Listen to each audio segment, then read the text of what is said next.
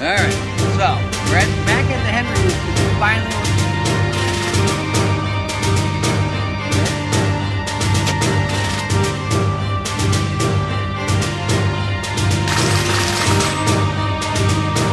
Roll call to a 9 here, and I've been wanting to make this video for a while, and I had a couple comments, and they're like, what are you talking about? So I've been talking about this deer for quite some time now, and I've dubbed him the big guy. The big guy is a pretty interesting story. If you go reference even this latest video and videos in the past, I've been watching this deer grow for the last 3 years I've known he's been there. And it's been quite a struggle in picking my spots and harvesting this deer. The one thing I've learned, and I don't know if you're a hunter watching this video or if you're beginning out, is hunting will humble you real quick. The one thing that I've noticed in society nowadays is the kids nowadays, they can't accept failure. And when they do fail, they don't know how to build upon it. Me, being who I am, I've failed a lot, but I've always built those failures and built into success. That's what I've done the course of my time here on earth, is I've learned from my failures. When I've learned from those failures, they've ended in success. And that's one of the things that I really want to stress to you, especially now that I have a lot more subscribers here lately than I did just a month ago. If you're new to this stuff, failure is just part of this game. It's part of hunting. You don't like to do it a whole lot, but it does happen. You build off that stuff. Sometimes you can find something else that you fail at during hunting, and you have to correct that, and then the success will come. I've dubbed him the big guy for a reason, man. Again, I've been watching this deer for about 3 years. I've lived in that area off and on my whole entire life, especially when me and Cindy got together. We were blessed to go stay at this house for a couple of years. It had 40 acres, really back in the woods. If you go look in the older videos, you see the internet was damn near non-existent. It was really deep back in the woods, and it was a great opportunity to shoot some squirrels and to shoot deer if you get the opportunity. And you know what I'm saying? Over the course of time, we've seen sometimes things happen in life. The grocery store shelves are not full and people are fighting over things. But it's a real great thing when you do build off those failures and you're successful, and you can just sit home, grill on the grill, and then watch stuff on TV or on the phone. You know, you don't have to deal with it in person. And that's one of the things that's really benefited us through my hunting progression and to where we are at today. It's been really beneficial not only for my family, but for others. So I want to throw that out there. You know, looking at this deer, I don't know if anybody else feels this way at times. I feel kind of a little bit of a connection for this deer. I've only had one face-to-face encounter with this deer. It was real early in the morning before legal shooting light. There's a bunch of coyotes in the woods. That video is on the channel. That's the only like really close. This deer walked under my tree stand. Only real close encounter. The other one that I had with him was I was watching him in my front yard herd does and push does and push little bucks out of the way, take their does. I mean, the dude's taking corn payments. You know what I'm saying? He's the big guy. He's taking corn payments from these guys probably nowadays because, you know, they don't want to get beat up by him. They don't want to get run off by him, you know. And I watched him herd does, and I'm telling you, he's a pretty good specimen. My brother-in-law is a very successful hunter. You know, he's pretty good at it. You know, way better than I could ever imagine being. And when he gives you a text and says that he's seen your deer that you've been hunting for a while now, and that he wouldn't hesitate if he was in his deer stand, that's telling you something. When a seasoned hunter tells you, you're on to something here. You're on to something here. Good luck. I mean, he's big for a reason. He's big for a reason, and he's got a pretty decent rack on him because he's wise. He's hip to the game. He knows this. He knows the process. He knows the seasons. I mean, there's a reason why people aren't posting his pictures of him being harvested on Facebook, is because he's clever. It's because he's deceptive. What I've really noticed about him, what I tried to do this year, quick one right here, you know, I failed every year to take a deer on opening day. I did that this year. So you build off those failures. Hopefully they turn into success. And that's what I did this year, is to get in the stand a little bit earlier than I did previous years. The one thing about this area is when it's gun season, muzzleloader, dude, he will go nocturnal. And he will totally shut off from coming out in the daylight. He'll stay way back up in the woods. He'll stay real deep in cuts. He won't come out. He just won't come out because he knows. He knows this. I've seen him on trail cameras 10 o'clock at night to 3 o'clock in the morning. I've seen him come in real early before shooting time and then not see him again until after shooting time. Like, this is how clever this guy has been for quite some time. I saw him the other day. I referenced that in my latest video. Guess what he was doing? Herding does, pushing does to where they had to be for his comfort. The only one thing he did for me this year that he's never done in previous years is he's pretty much shown me his bedding location. And if you're a young hunter or you're in the middle and being novice, what I've learned from not only family members, people that come to the gun counter that are hunters, is when you find a buck's bedding spot, it's game on. You just got to be cautious. You can't throw a lot of scent in there. You can't make a lot of noise, do all that stuff. But when you find a buck's bedding spot, it is money. And then it's on you to put a good shot on that buck and harvest that animal. When you start finding their bedding spots, it makes it a lot easier. And I think I found his bedding spot. The only bad thing is it's not on the property I can hunt. I'm really looking into talking to these people that own this property and seeing if I can hunt it a couple of days out of this hunting season. But I really like to do it soon, and I really like to do it before gun season. Even the does and some of the smaller bucks in the area, when gun season starts, people miss, man. People miss a lot, or they'll wound the deers. You know, that stuff happens. It's happened to me where you missed or you hit a deer and you didn't think it was quite good and you didn't recover that deer. You know, it's happened to me before.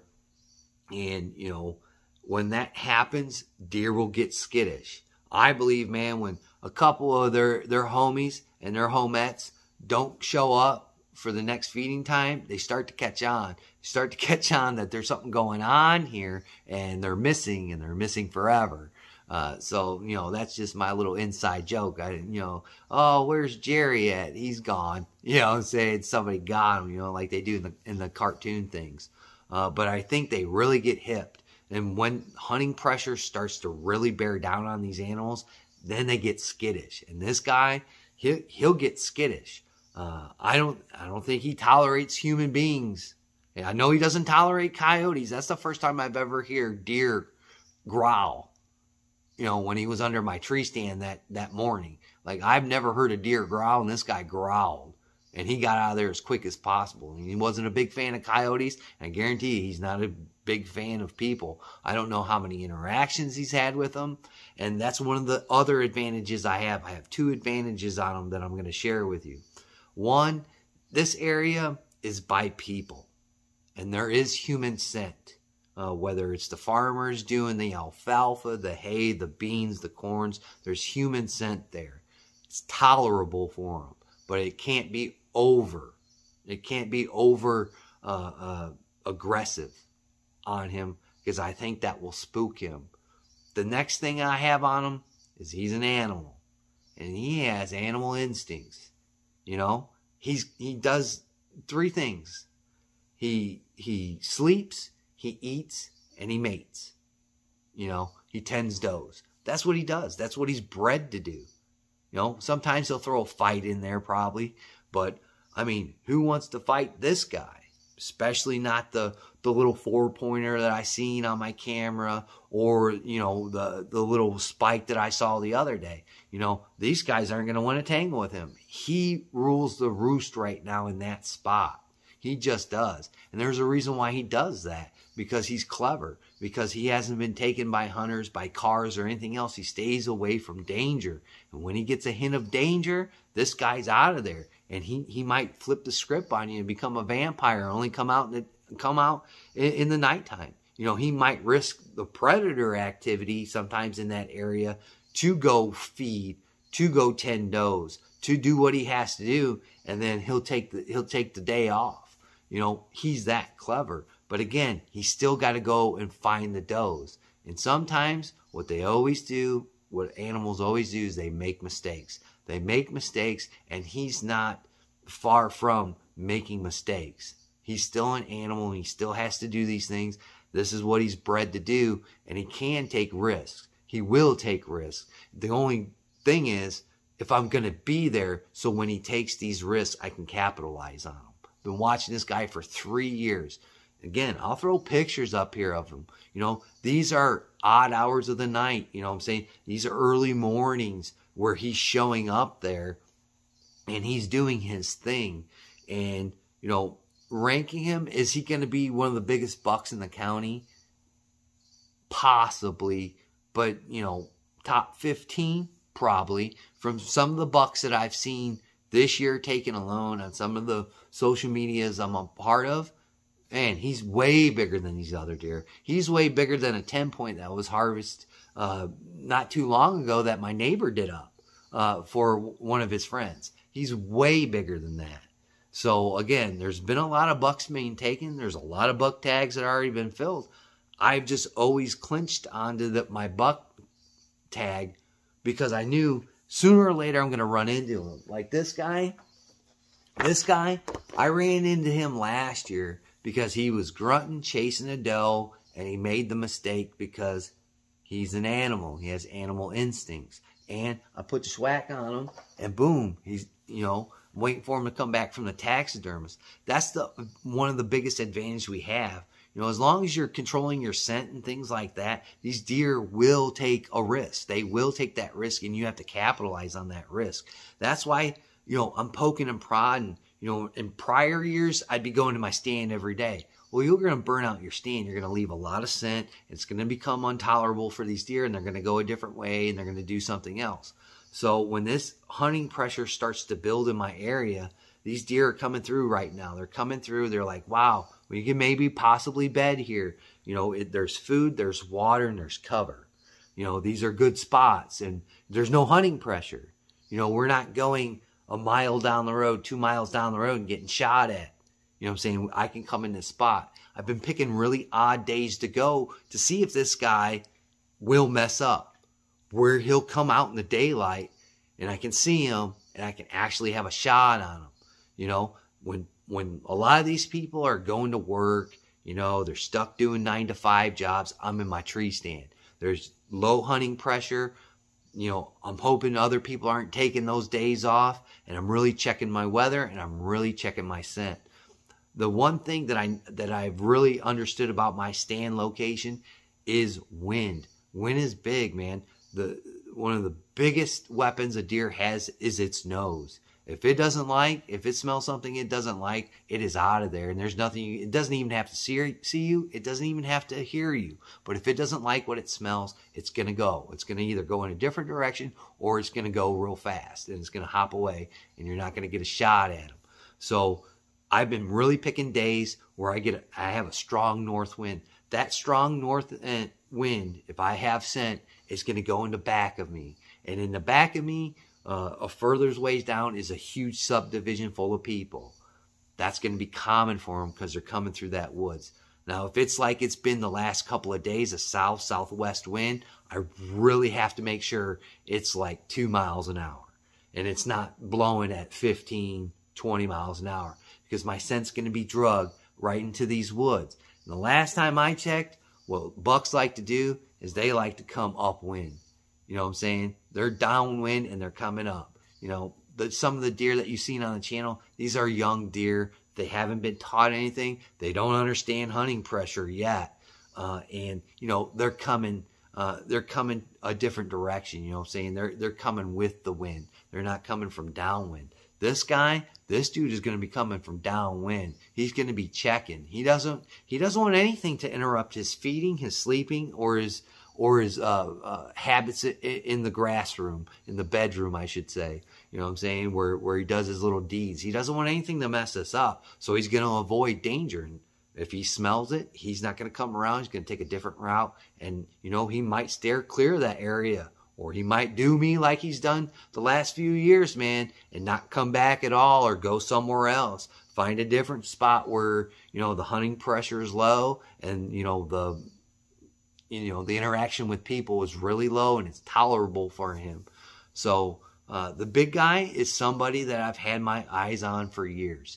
And, you know, whether I get him or not is one thing. But if I don't, I hope he survives another year. But again, there's a lot of factors that go in, whether it be other hunters, predators, or being struck by vehicles. And I've seen just a few deer this year struck by vehicles, which is good. But as soon as the rut comes, you know, these bucks have one thing on their mind, and this is when they make their mistakes. And you have to capitalize in those times they make those mistakes and be in that stand. I don't know how many times I've had pictures of bucks and does going right by the tree stand, and I ain't in it. Because, you know, I didn't take that day off of work, or I didn't map out that chunk of time to hunt from work, or I just didn't have it. You know, if you ain't got the time, you ain't got the time. There's nothing you can do. You got to make $1 out of 15 cents. And trust me, YouTube ain't doing it. So I got to go do something else.